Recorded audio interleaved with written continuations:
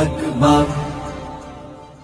নারীদের জন্য মাথা অনাবৃত অবস্থায় কোরআন পাঠের হুকুম কি?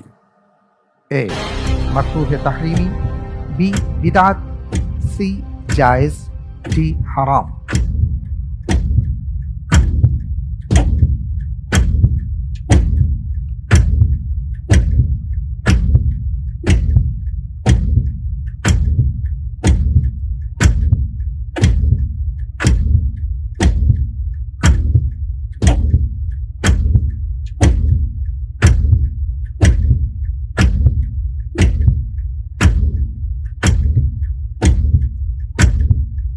আলহামদুলিল্লাহ, আল্লাহর পরে ভরসা করে আমি উত্তর হিসেবে বেছে নিচ্ছি অপশন সি জায়েজ।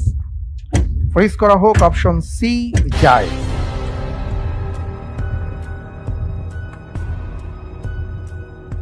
আপনি বলছেন যে নারীদের জন্য মাথা অনাবৃত অবস্থায় কোরআন পাঠ জায়েজ, হারাম নয়,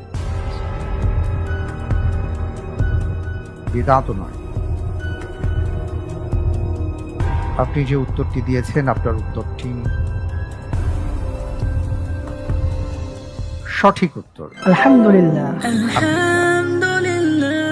গায়েরে মাহরাম যদি কেউ থাকে সেই ক্ষেত্রে একজন নারীর জন্য হিজাব পরিধান করাটা ফরজ, সেটা ভিন্ন।